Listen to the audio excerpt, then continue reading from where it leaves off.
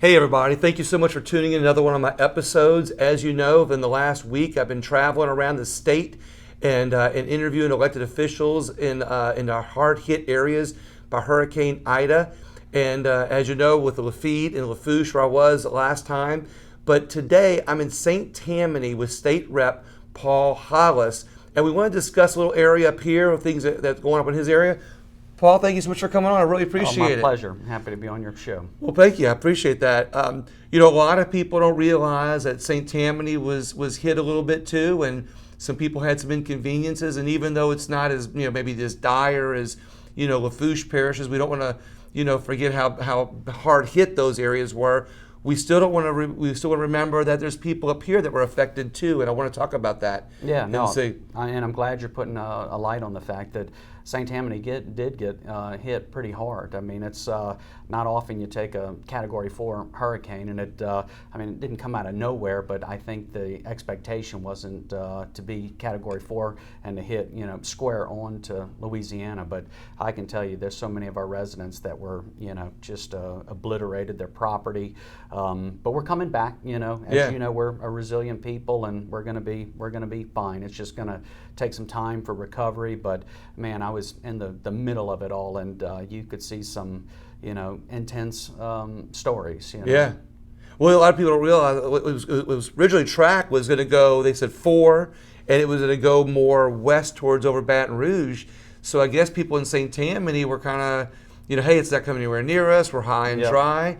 We're going to be okay. So probably a lot of people stayed, I'm assuming. And then, of course, as we know, last minute, it made that hard right turn. Right. And then it came right over, this area. So everybody has that same debate when you live along the Gulf Coast. Do we evacuate? And if we do, inevitably, it's not going to come towards you. But if you don't evacuate, which we didn't evacuate, it comes square on. But I'm actually happy that I was right here in the middle of it, because there's a lot of things that we can do, and people just needed a lot of help. And we had certain pockets of my district 104 that they were hit real hard, and just something as simple as a couple of bags of ice just made their day. And when you see that kind of desperation, it's like, whew, it's important that boots are on the ground there to do anything and everything that you possibly can to help people get back on their feet, especially in the immediate days after the hurricane. Yeah. So. Well, I like the fact that you say you stayed. I speak to a lot of other representatives that stayed, and it shows, I think, a level of compassion to the people, because if you leave, and it's hard hit, it's going to be harder to get back into the area to help people. But when you stay, you're on the ground within hours after the storm. You can assess your own damages, and then you can get out and help people, like that. Are there any stories that you have on the top of your head that you want to share that kind of give examples of what people need here? Sure. Lots of stories. I think that as a whole government, this isn't our first rodeo. We know how to respond to storms like this. And, one of the most important things is making sure that the power gets back on as quick as absolutely possible. But you've also got immediate needs of, people throughout the state that, some need housing if their residents flooded.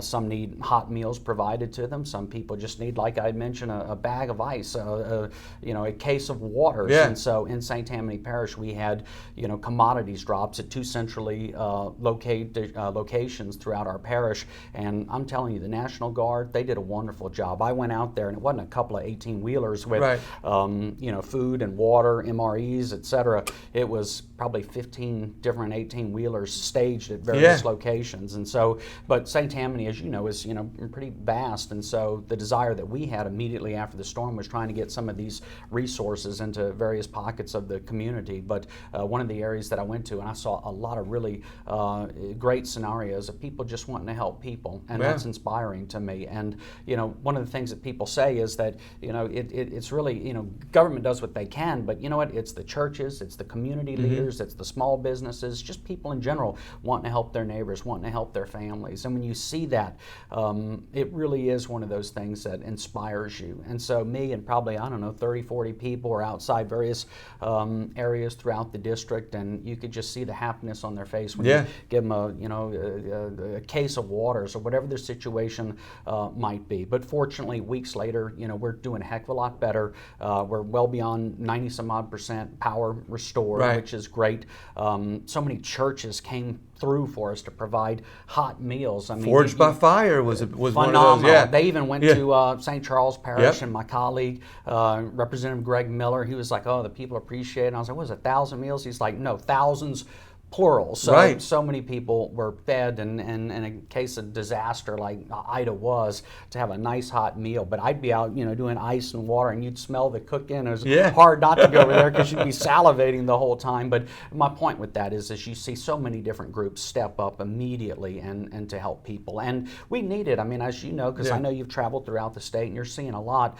This isn't going to be a 2-3 week recovery. It's going to be perhaps beyond months. We could even be talking about years. Some people even compare this to Katrina in certain areas. My father-in-law, and I've got a lot of relatives that live in St. Charles Parish, and I've probably been there 5 or 6 days since the storm hit, and man, it's like a war zone. It's tough, What I like that you've brought up is you've brought up helping other areas. Like you're helping your area, but you also haven't forgotten about the other areas that were hit even harder, than your own. So you're kind of helping your area, but at the same time, when I met the people with Forged by Fire, I'm doing a little shameless plug, I guess, for them because I'm glad you are. Those are great people. They're actually going to be in Homa on Saturday. Okay, I'm not surprised. And yes. They've done this. I mean, you can tell they got their tents. They got their tents and everything. But, another thing that you brought up about the bag of ice. A lot of people ask, how can you help? And they automatically think of food, ice, water. But a lot of people don't realize that sometimes people just want to have somebody to talk to. Mm-hmm. They want to have, like, you go to an area and, like you say, that bag of ice with a smile on somebody's face. But sometimes it's about the conversation that goes along with it. Mm-hmm. So people don't realize that helping people in communities is as easy as just showing up and listening. You're right. And, and I always tell people, you don't have to buy anything. You can just show up and help take the trash out, like help dragging trash to the streets, just giving people a cleaner home or cleaner property and listening to them is enough to help that community in bigger ways than you might realize. You're exactly right. And there were people that just got joy out of helping others. And I mean, all of us are, we're not young whippersnappers anymore. When you start lifting 10-pound bags of ice, not 100, we're talking thousands over, 10 hours on a daily basis and cases of water. You know how heavy those are. And we were just like, we're going to be hurting in a day or two. But we were just having a good time doing what we could to help others and to see the appreciation in people's eyes to receive something like that. It really was something. And there were some people, once they'd cool off, they'd pull over and they would help us too. And so it was just one of those things that, I know the gas situation was terrible, and we saw some incidents at gas stations that were, bad, and you could see Sheriff Lapinto, he was visibly angry, frustrated, but I think we all know that those stories are minuscule in comparison to the number of stories that inspire Louisianians and people throughout the world, how we come together to help one another in times of crisis. And so there's so many stories of trees being down and people evacuating and neighbors coming home to their residence. And you know what happened? They'd cut the trees into pieces and they'd move the debris out for them. They didn't even ask. They just did it to help their neighbor. And so, and we had situations where people were cautious about requesting more than 2 bags of ice or a case of water. But our attitude was, if this ice isn't distributed, it's going to melt, it's going to evaporate, and it's not going to be worth anything. And so if they'd ask for 2, we'd say, do you want 10? Do you want 15? Because our rationale was they're not going to keep it for themselves. They're going to bring it to others. And I heard so many stories like, I just woke up and there were 3 bags of ice at my door. And I said, that's why we were happy to give people 10 or 15 bags. But you could tell they didn't want to be greedy. They wanted to, I'll take 2. Well, if you could have 10, would you be able to use them? Oh, yeah. We're going to give them. And they did it. But that's give them the to their neighbors or whatever. That's the way we are, And I think they drove, and you know how precious gas was during that time, but they would drive to select, places within their street of folks that they knew that would need some ice, and they distribute it. And so I guess my point is inside of a disaster, and hopefully we don't get hit with one anytime soon. I think hurricane season ends at the end of November, so we're vulnerable for a period of time, as we always are. 5 or 6 months out of the year. There's still these people have to worry about their deductibles. It's like people don't realize how hard I think some of our legislators are working with the insurance companies, and then there's deductibles, and then, because it wasn't a mandatory evacuation,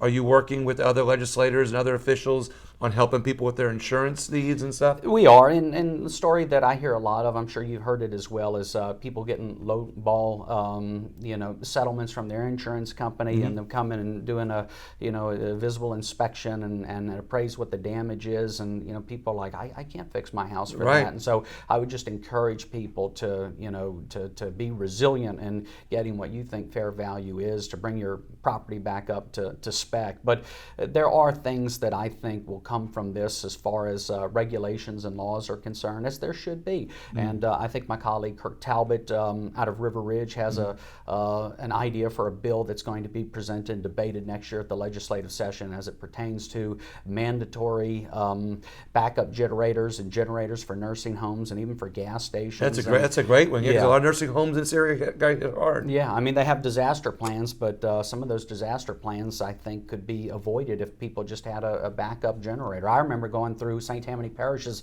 EOC, and the first question I asked is, y'all have a backup to the generator? And they're like, we have a backup to the backup to the backup. And if it's an emergency operations center, you ought to have that. Because if power goes out and something like that. Yeah, and so even though the building itself is kind of decrepit and needs repair, at least power is going to be there, and they need it. And visiting the EOC, and we had the governor come down, all things considered, I think a really good job was done by government. But if I'm going to give, I've been giving hats to people just as a small token of appreciation, but it's like the people are the ones that really step up, and that's the thing that I got to see eye to eye in the the weeks that followed the storm. We see the people, but also a lot of the legislators around the state have stepped up too. Oh, absolutely. And they were the ones to rally these people. Yeah, I'd like you to help comment on that, because a lot of people don't realize the state reps in northern Louisiana that weren't even affected were doing things to help the state reps in the southern Louisiana. Right. I say to help the reps, but they're really helping the communities. Are there any good stories about that? You're right. I mean, my phone ding, ding, ding, sometimes more than I want, because at like midnight, I'm like, guys and ladies,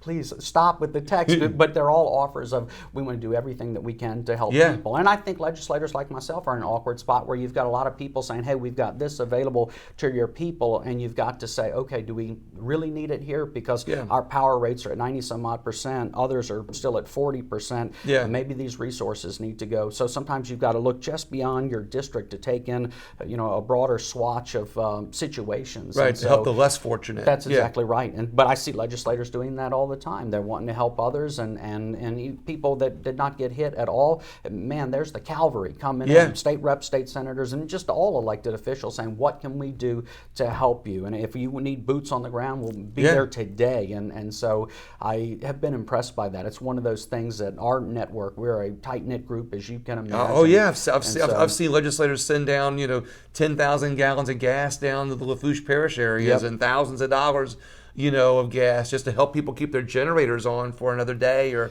another couple days. You're right. Even my seatmate, Larry Freeman, he had to leave some important meeting, but I was like, what you've got is a lot more important. It was a distribution of like lots and lots of gasoline that I think Brett Guyman from Lake Charles brought down. And this was during that 4 or 5 day, 1 week period where gas was like the hottest commodity, more so than diamonds or gold. That's what people wanted. And I said, go distribute that, because that's going to make your people happy, and that's going to alleviate a lot of the challenges. And so off he went, and there he was pouring gas. And I've got some great images of people in Lacombe that were helping to distribute gas. And I don't know, just all things considered, it's a gut punch when you get hit with the Category 4.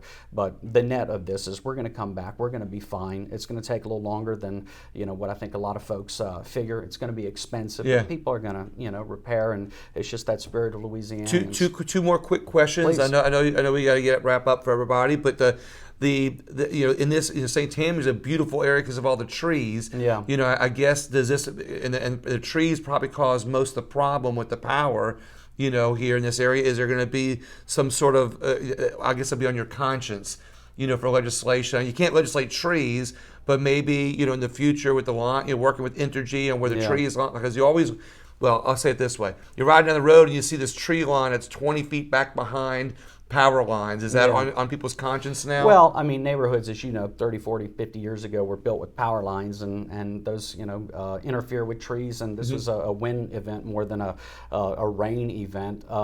I do remember some time, I'm trying to remember how long ago, where they went and cut, and it looked terrible. It looked terrible, but I get it. There was a need to do that. Right. And but I think most trees in St. Tammany are kind of like, that's a fake ficus tree or whatever that thing is. But if it were a real tree and it were outside, it wouldn't have all those green leaves. Yeah, right, they've exactly. been shaken to death, basically. So and that's what gives it the ability to move. If it doesn't have leaves on it, it's not going to move as much. Right. I mean, so my point with that is my own personal trees in front of my house, they look as bare. It's almost like the winter time because there's nothing on them. But I hope we don't go in and maul all of them. I do think that the linesmen did a wonderful job, really stepping up and doing it quickly. I mean, it's just neat to see all these people coming in from all over the country to help. And again, they have their processes down almost to a science. And so I don't see the need, and I think the outcry against cutting down a bunch of trees would be great. I'm just happy that we've come a long way from the days where we used to do power lines, 40 feet in the air, because that's just not, cooperative when you've got, winds hitting you at 140, 150 miles an hour. So. Yeah, they say it was a 4. Probably by the time it hit you, but it was a 5. They're saying now when it hit the shores. Yes. But any parting words on how people can help St. Tammany Parish and help your area and help the Covington, Mandeville areas, all this area up in here? Well, I appreciate that offer. I think right now it's just a matter of our people filling out forms with FEMA and various entities in order to get some sort of relief. I think for those with considerable damage beyond what their deductible is, it's a matter of working with their insurance companies. And as you know, that's one of those things that just it takes time, and it's a process, and it can be very frustrating. I'm just happy to say that most people in our area, 90 some odd percent now have power. And when we live in South Louisiana with 95-degree days, it's not easy to go to sleep, and you don't like seeing your kids. I hated seeing my kids have to go to sleep, sweating. But it does. It makes you appreciate the creature comforts that we've been afforded through, modern technology. Right. When you remind them, it wasn't that long ago.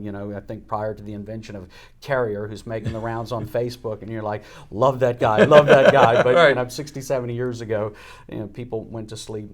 Even in Louisiana, a very hot climate, and they sweat. And so anyway, all things considered, I think we're going to be fine. It's just a matter of time and getting through these processes. Well, I'm glad to hear how much that you have it on your mind and your conscience and your forethought, not only the people here, but things that we can do in the future to help our communities and make them grow and make them grow, in a way that, when the events like this happen again, because they'll happen again, that we're more prepared.